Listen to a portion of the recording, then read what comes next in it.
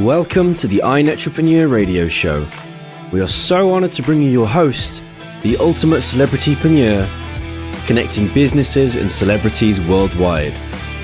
Winner of the Networking Organization of the Year, best-selling author, magazine publisher, trainer, and owner and founder of Network Together and the iNetrepreneur Media Network from magazines, TV, and radio network.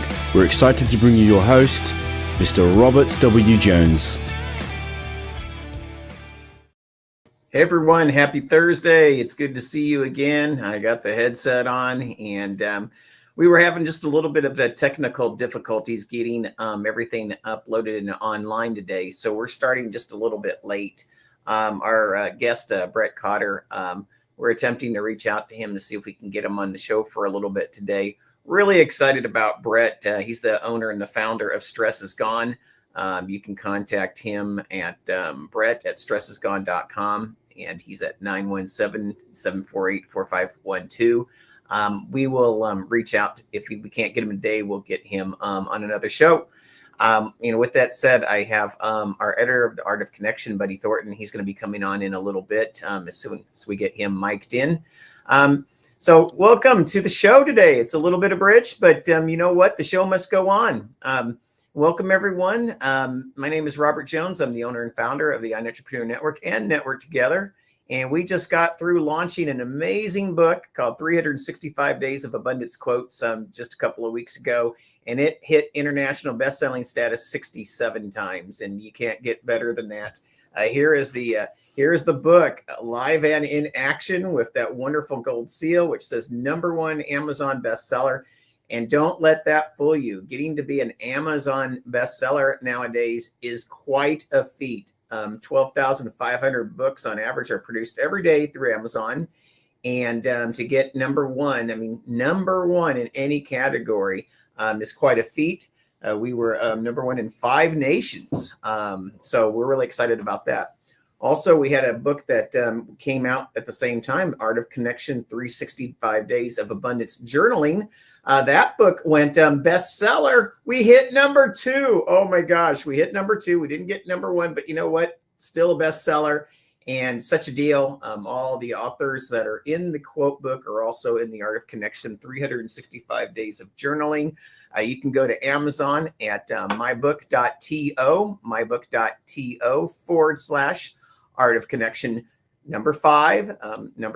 So again, that's 365 Days of Abundance Journaling. It's on Amazon and also the book as well. And so please go there. The books are $30 and $35 respectively retail, and we're selling them both for $17.99 right now. Please, and there's the link right there. I'll put that up there if you want to take a picture of that, everyone, and go get your version of the book. Please, we love your likes. Go to Facebook at iNetrepreneur Radio or YouTube at youtube.com/iNetrepreneur Radio. And like us. We love your, I like to say, we love your mark. We love your likes. Also, for chapter events, author classes, pop-up events, summit, and so much more, you can go to ntevents.net. That's ntevents.net. And, what's really incredible about ntevents.net is, throughout the year, we have 10,000 meetings and events that show up on that calendar. And, if you can't get business in this network, then, let's check out another business for you. So I want to bring on Buddy in today. So, Buddy, how are you? I'm doing great, Robert. I was looking for your radio show and found out you had technical difficulty, and I decided, you know what?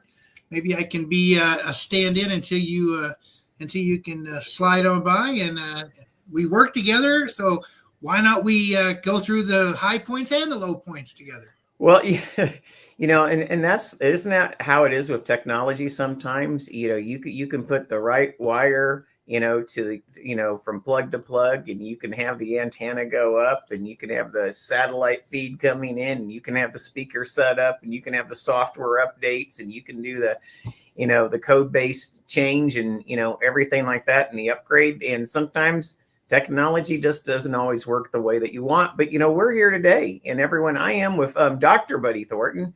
Dr. Buddy Thornton. I like to say that he's the founder and CEO of Path to Knowing Academy. You can contact him at 480-861-1371. Again, 480-861-1371. Buddy, it's been quite a ride. I mean, I'm really excited that we are at the point where we have launched the book, and you've been an editor for quite a few years. You've been a professional bowler, you're a mediator, you're a speaker, and you're also a content creator, a curriculum developer. And buddy, it's like, then I add in that you were also a corpsman in the Navy. How do you have enough time to do all these things? I was thinking you're one of those 260-year-old Social Security guys or something. So, just tell us how you do this. Well, you really have to have a fairly good idea about what time management looks like. And, by the time you reach 70, like I am, if you haven't figured that part out, you might have a few problems. I don't take on any work that I'm not passionate about. And that's one of my secrets to success. When you're passionate about something, you can really, really put it together in a big hurry. I wanted to do a workbook for one of our upcoming trainings. And so I just sat down and I created the workbook in less than 2 days. And, that's the type of ideology that you have to have in between your ears if you're going to be successful in this business environment. You have to be willing to take on a task and then see it to completion. And frankly, if you don't have the passion for it, are you really going to do that? Yeah. And one of the things I like to say is, we, many of us, we really seek to become, fit, physically. But I think that, when you're in practice, you can also be fit mentally. And, that shows up in your effort and the speed to getting something from seed to shelf. And I think that, buddy, you show that quite a bit when it comes to your efforts, whether it comes to writing, editing, and helping others get published. So, tell us about what do you do to keep yourself mentally fit? Well, the first thing I do is I always target reading at least one book a week. I try always to write between 2,000 and 3,000 words a day, whether it's on articles, whether it's in my own books, whether it's working on other people with their books, or like you said, content for courses. It is very important that you see a target and hit the target. And to do that, you have to do a lot of research. So a lot of my reading, frankly, is the research to put together those courses. And by doing that, I keep my mind fresh. I also keep the knowledge level current. It's always about being what is relevant right now. Yeah. And a part of that is it's not just, compiling like all this information into a place. You have to, somewhat compile it, and you need to interpret it and then put your life's experiences into it. And then all of a sudden it comes so much more than just kind of a data dump. Tell us about how do you influence what you write and create through your own life experiences? Well, I'm a great grandfather, so I do have 4 generations that I deal with every day, from my wife all the way down to the newest one that was just born in August last year. And that, and compiled with all the businesses that I've owned and ran, gives me a perspective, a broad-based perspective of how the world itself works. And when I'm looking at knowledge, I don't look at it as just knowledge. Knowledge without application is a brick. You might as well just stick it in a wall and just walk away from it. If you can't find the application within the knowledge you're absorbing, go back and reread the knowledge, because you've got to be able to attach it to the application. And application means you've really got to know what's the end purpose for the knowledge. Are we learning how to get around the city? But we update GPS. Are we trying to understand how to write a quality book? Well, maybe we use a little bit of AI to create some kind of a framework, and then we put our human AI into the mix, and we create something that's unique to us. But we have to keep moving. Yeah, absolutely. And it really is inspiring to me, because when I look at your life, it's kind of really set up in 3 quadrants. Quadrants would be 4, but anyway, 3 parts. The first part really is the early life of kind of growing up in Texas and kind of looking at what your first aspirations were, and that was joining the United States Navy and becoming a corpsman. and being a military guy myself, I'm a Marine, I always applaud that. And once you got through with that, you also had another skill, which many people really just don't have. You had a long time, amazing career as a professional bowler. You had a bowler's card for quite a few years, and that was like the second third of your life. And now here we go, pretty much in the third year of your life, and kind of like, my question would be is, what inspired you to once again reinvent yourself, for these last but very impactful chapters of your life? Well, without going through a lot of details, we all have trials and tribulations in our life. And when I was on tour and I was a professional bowler, I was really hyper focused on being a competitor. And I feel like there were a lot of times when I let down my family, or I wasn't there, I wasn't around. And then one of my children got into trouble, ended up in prison for a few years for drugs. And when I look back at that, I was like, what is your problem? How did you let your family get into disarray? Everyone can say that there's some type of dysfunction in their family. There's no excuse for it if you're halfway intelligent. So I said to myself, you know what?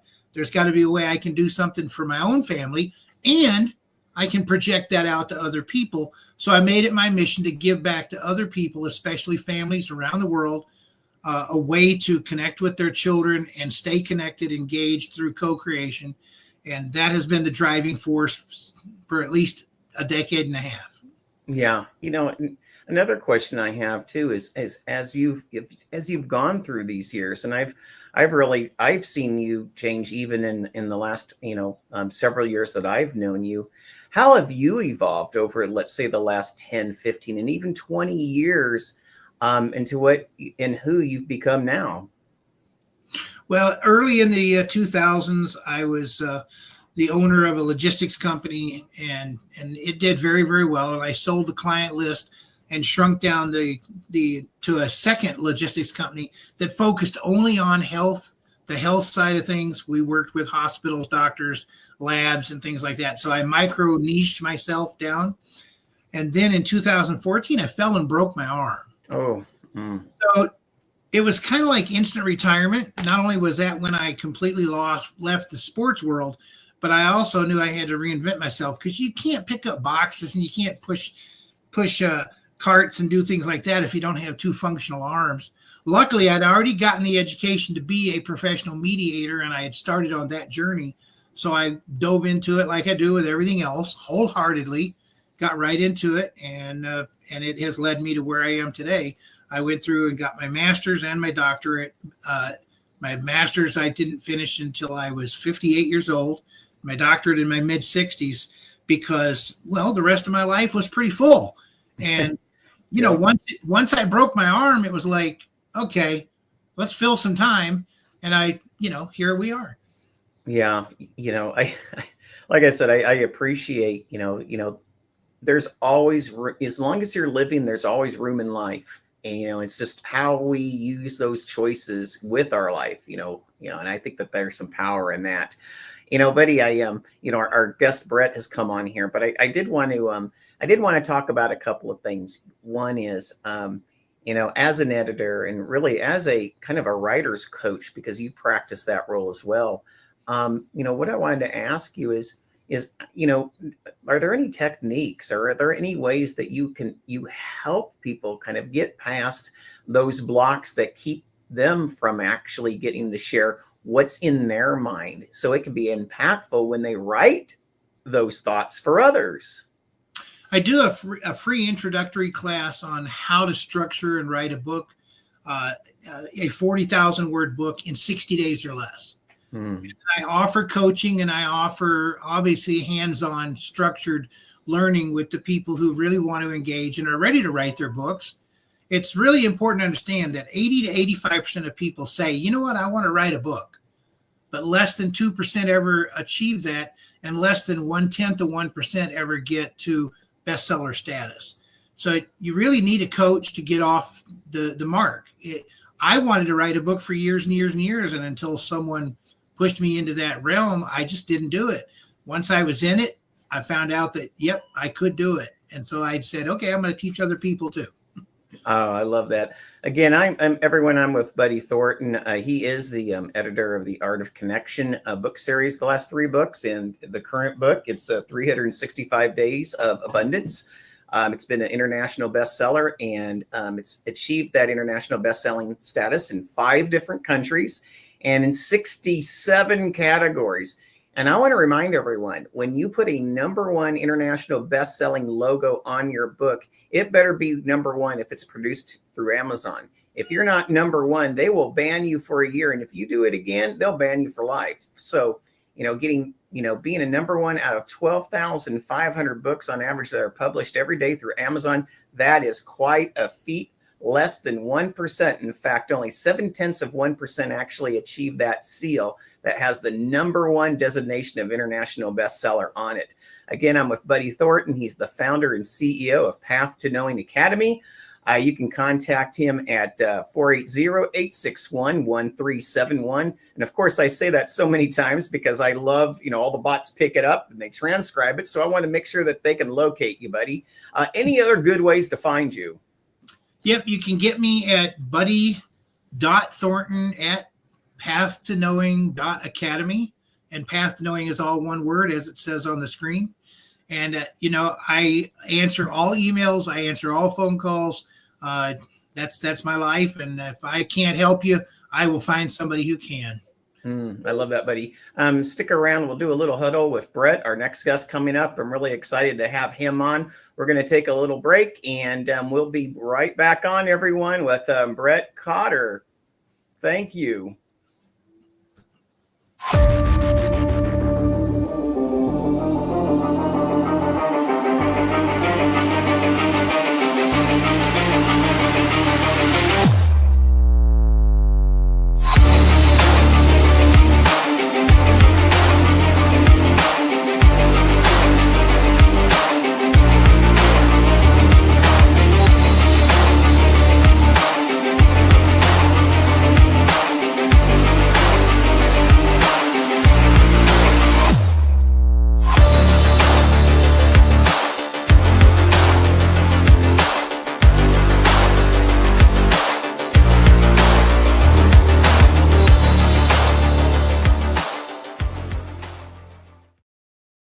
I was just on with Dr. Buddy Thornton, one of my good friends. And, us Marine guys, we always count on those Navy corpsmen when we're out in the field. So, Buddy, thank you so much for your service. And it was really good to have you on. I look forward to huddling at the end of the show.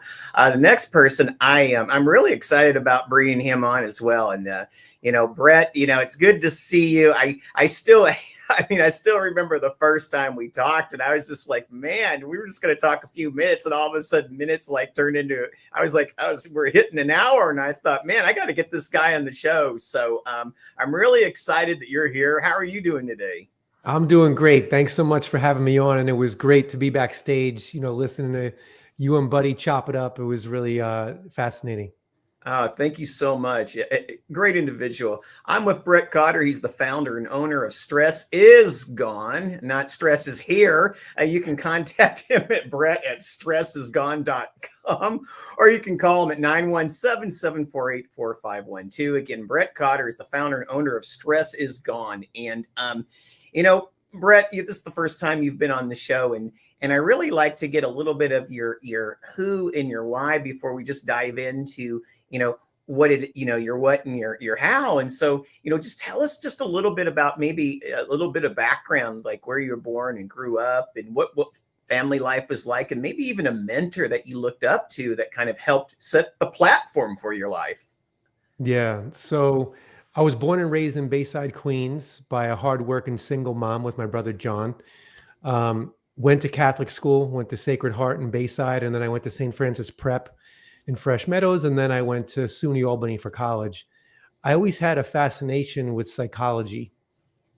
Even as a very young boy, like 12 or 13, I can recall looking into the bathroom mirror and just piercing into my eyes and just thinking, what is beyond that? What is beyond this? And then I remember my first elective in high school was psychology. And it just so happens that my homeroom teacher, which I had a great relationship with, he was the teacher for that.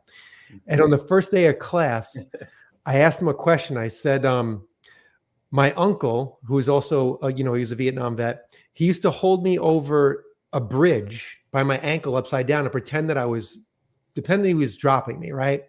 Mm-hmm. And he got a kick out of it. We were tiny at the time. It was probably like holding like a 40-pound flounder, but I was scared to death, right? Because I'm like, what if he slips, Mm-hmm. And I asked Mr. St. John, I said, is that possibly connected to my fear of heights?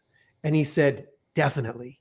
Right. So I always felt like growing up, there was like a connecting of the dots that I always wanted to discover and pursue. And then when I went to college, I majored in psychology, really pursued that very hard. And then when I moved to California after college, I got into meditation.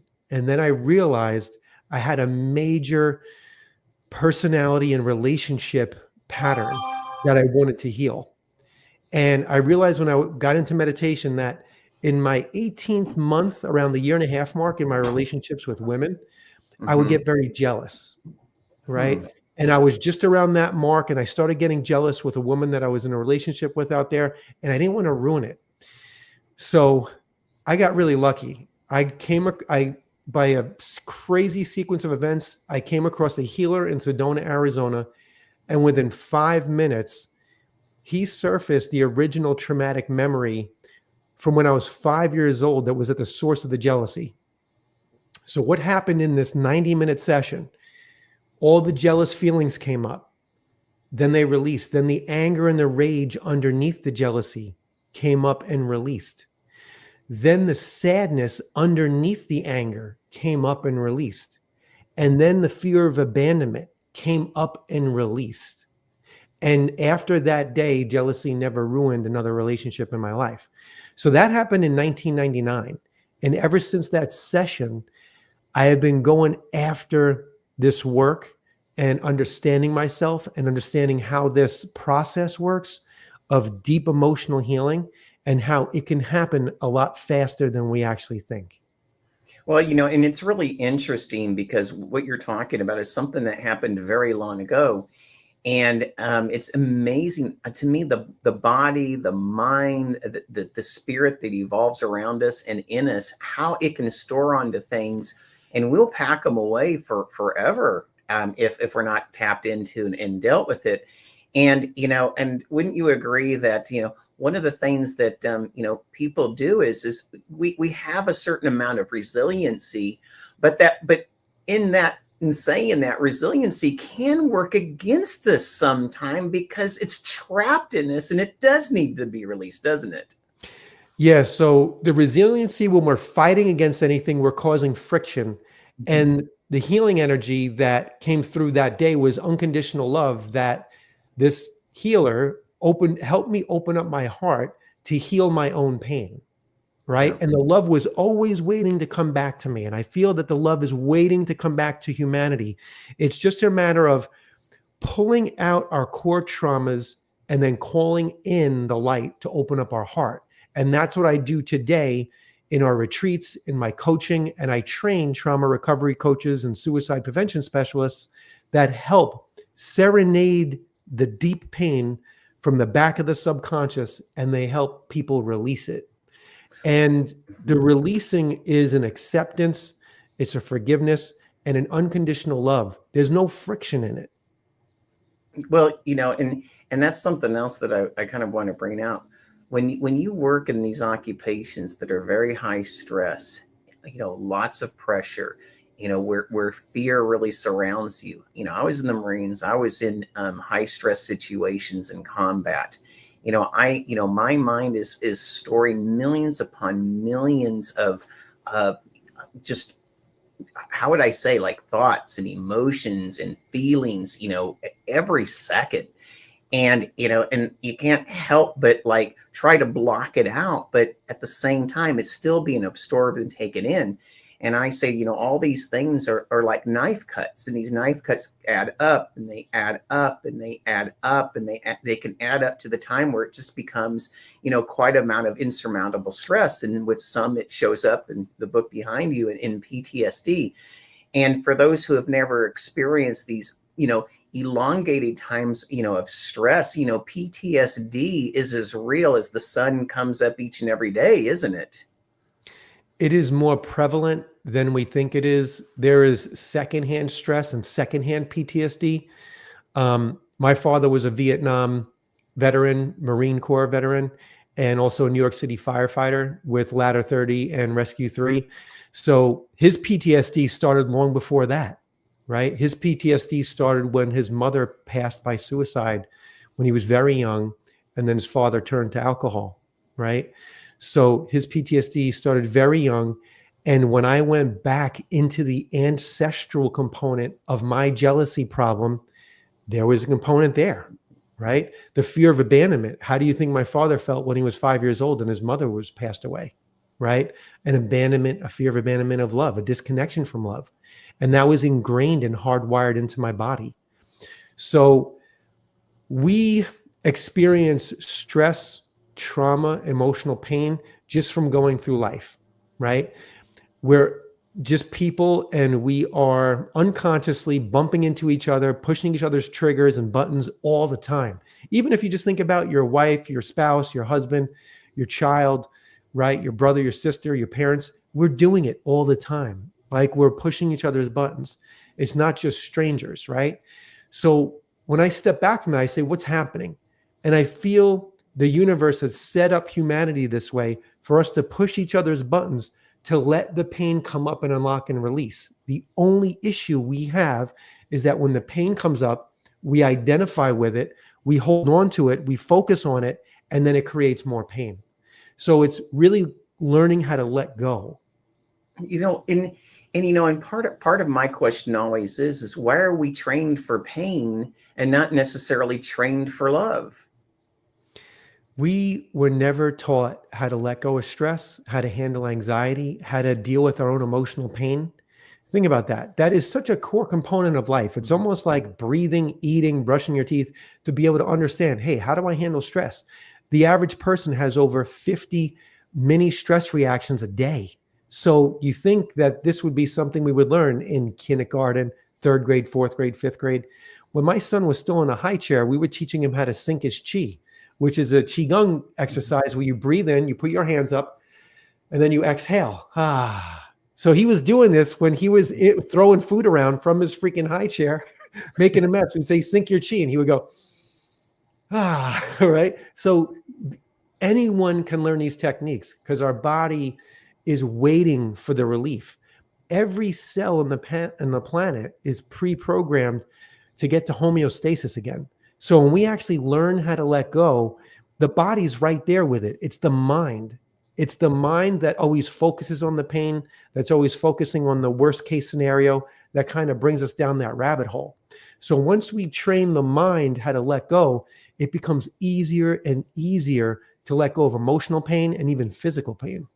Well, and everything's evolving, Brett. You and I both know this, evolving. We're in 2025. You really started your journey. I mean, I would say specifically, let's say in 1999, and certainly you had interest that in even before that. But the way that we know stress now is very different than, even 5 years ago, let alone, let's say 30 years ago. Right. In the way that you view it, how do we view stress differently? And where do you think we're going to understand stress even more? I feel with all the anxiety and stress in the world, the universe is pushing humanity to have no other option but to love the pain in the body, because the stress is getting so high. I don't know if you just turn on the TV for 5 minutes and 3 minutes, it's just like you're putting your finger in an outlet. You know what I mean? It's like, it's shocking. So I feel with everything going on in the world, on different continents and different conflicts and in our own country, there's so much stress, and it's like the universe has got a screwdriver to us and it's ratcheting down. But really what I'm doing with this is I'm viewing it all like a movie. I ration myself with how much of it I will watch, but I will watch it like a movie. And then when it does stress me out, I let it come up, I express it, I unlock it and release it. And once we learn how to use the triggers around us to actually help us process the deeper traumas that they are a reflection of, that's when we get ahead of the game. So to me, stress is just a reaction to a perception of danger. And it's fueled by fear, and it's perpetuated by worrisome thoughts. And Well, that's all it is. It's just a reaction. Well, and you kind of dwelled into a little bit more. So I want to kind of get like a little bit more of the functionality of what you're saying, because you're expressing in a way techniques to be able to deal with stress. Give us maybe something that a little bit more easily consumable in regards to techniques that can help us with that stress that seems to be around us from the time we wake up until we go to bed at night. Great question. So I have 3 books out there on Amazon. You mentioned the one, the PTSD, the 3 keys to managing PTSD, that I wrote 10 years ago. The little one there, the blue one, that's the Suicide Prevention Family Handbook. But that gold one right over there, that's the Stress Is Gone method. And that has amazing techniques in it for stress, anxiety, emotional pain, healing traumatic memories, reversing negative thoughts, and then creating the core beliefs inside your subconscious that help you manifest the life of your dreams. So what I want to share with your viewers right now is stress stopper breath work. This is our core method that was certified by the American Institute of Stress in 2012. Anytime you're stressed out, I want you to first locate the tension in your body. For me, it's my heart. When I get stressed out and there's an emotional trigger, whether it's my son, my spouse, it could be anything. It's my heart, it's my chest. So I put my hand there. I start breathing deeply and slowly. We could try this right now. So you're touching the tension wherever you normally feel it when you're stressed out. You start breathing deeply and slowly, really feeling the airflow coming in through your nose, opening up your sinuses, going down your throat, and you're imagining it's moving through the center of the tightness. And the third step is, once per breath, silently say, "I'm okay." Now, I know it sounds funny, but when you do this for about 2 minutes, you actually feel all the tension release from your body. And I'll tell you why. The location of tension when you get stressed is where all the cellular memories are stored in your body of the original traumas that trigger is awakening inside of you. So when you touch it, those traumas and those memories, those emotions, all they want is connection. So when the calm cells in your hand touch those tense cells, an equilibrium occurs. It starts to balance out. Then when you start breathing deeply and slowly, the cell membrane, when you get stressed, gets very thick. Oxygen cannot get in there. But when you touch it and you start breathing deeply and slowly, the cell membrane starts to open up and it's able to receive oxygen. So now the cells that are tight, they feel connected, they're receiving oxygen, and they hear the mantra in the back of your mind, "I'm okay." You say that 1 time per breath. Again, after 2 minutes, you're going to feel your stress melt away. Now, I also have people practice at night when they're going to sleep. You put 1 hand on your heart, 1 hand on your belly button, close your eyes, and usually you're out like a light within 5 minutes, even if you have trouble going to sleep. It works amazing. So I encourage everyone to practice that and then use it when they're stressed out. We also have other techniques for anxiety, healing emotional pain. Yeah, and this is what's really great. As we get to know each other, Brett, I want to make sure that we get you out, on the show, we get you into some of our seminars, etc. Because I think, one of the things that entrepreneurs, they're under a tremendous amount of, pressure, and that pressure certainly gets stored, and that the storage of that pressure turns into stress and, high blood pressure and, thoughts of depression and loneliness, etc. I tell my community all the time, I say, what's the number one reason why entrepreneurs fail? And they give me all sorts of reasons. I said, no, the number one reason is loneliness, because, especially for a lot of men, because we just implode on ourselves. And, and I love that you're here today. But I have to ask this question. I just have to ask this question. Being a 3-time author, you decided to be a part of the Art of Connection book series and 365 Days of Abundance. And I've always wanted to ask you, of all the things that you could do, you chose to be a part of this series. And believe me, I'm thankful for it. What made you say yes to the Art of Connection book series when you have so many opportunities to also do other things? This year's title, I feel, is so important, right? Dealing with abundance. And I feel like there's so much out there about it. And I feel like your work that everyone has contributed to for this book is going to nail it. You know what I mean? I feel like it is going to be a must-have piece for anybody that's alive on the planet, because where our attention goes, we are automatically perpetuating that and creating that. What I mean by that is the human being is a manifesting machine.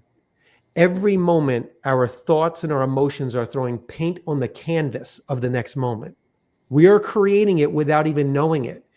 And when we go through life as stress balls, and I was there for the first 27 years of my life, we are spewing secondhand stress on the people that we meet unconsciously. But I feel this book is going to help people grab the wheel, right, of their own mind and realize, wow, I can really manifest what I want. I am an abundant being. I just got to learn how to aim it. It's almost like we have a really powerful, I don't want to say gun, but a really powerful kind of weapon, right?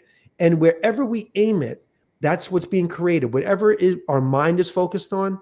So when we come from a place of, I would love to do this, I would love to be a part of this, I want to create this, and you sit down and you're excited, or you put on some fun music, you dance, you get your energy up, you get your enthusiasm up, and then you approach the project versus, oh, I'll never, I want to be an author, I've been wanting to do it for 20 years, and it's just out there and it's just not, you're not doing it. And that's another thing. Your actions define what you're manifesting. If you lay on the couch a lot, you're just going to manifest laying on the couch a lot. And you're probably going to manifest some depression from it. Your actions define everything. Your brain will support you in everything you choose to do. So I just felt like this work that you were putting out, the title, and I just felt intuitively the substance of this work is going to be so profound. And I was just honored to be a part of it when it came by. I am honored that you're a part of it. And, there's a couple of things there just resonated with me and actually gave me goosebumps. And one, you were almost defining exactly what the original intent of the word abundance means. And a lot of people don't understand that it's actually three words put together create the word abundance. In the middle is B-U-N, bun. That's a tightly knit group of people. That's what it originally meant, even though we think of eating a bun or we think of a hair bun, but that was a tightly group of people. The last five letters is dance. The dance is, the expression of these tightly people together, formulating synergetic energy. The A in abundance, A is the spiritual letter, the lead letter in all of the alphabet. And so what abundance, meant originally was the highest level of spiritual and fundamental energy that a closely knit group of people could have. Abundance. And you were like right spot on. And why we came out with a book, the journaling book, because I felt it needed something more than just the quote book. It needed a place for people to express that energy to. And that's why every author in the book is getting credit for another book, quite frankly, that they can claim as a bestseller, because we wanted people not just to read it, but we wanted them to be able to express it. And Brett, you are so spot on. Again, everyone, I'm with Brett Cotter. He is the founder and the owner of Stress Be Gone. I love that. I mean, stress be gone. Stress is gone. Stress be gone. Oh my gosh. I blew that. I'm so sorry. Don't worry. A ton of people do it all the time. I'm glad you caught it though, because usually when people say it, they don't catch it. They keep on. So thank you for catching it. Stress is gone. And you can contact him at Brett at Stress Is Gone. And I love that is. It's that action. Or call them at 917-748-4512. Brett, I'm going to go ahead and bring Buddy back in. We're about at the end of the show. And, Buddy, as I do with our huddle at the end, what do you think of Brett? Well, I don't know. You seem to always do this, Robert. You end up pairing people that have very, very like-minded thinking. And, with my Fighters for Hope side, we do mental health awareness and suicide ideation training. So I think Brett and I may have to connect, and we may do some work together because, where God points his finger, we're supposed to look, right? And here we are. Well, I'm going to jump that's on that. That's amazing work that you're doing, and I would love to connect with you offline. Yeah. Seriously. Yeah. And I'm on the board as well, Brett. So I work with first responders. I was in the Marines myself. I served in Panama. And so I think that we have a great start here, some great relationships coming. And Brett, you said you had some comments concerning Buddy as you were in the green room waiting to come on.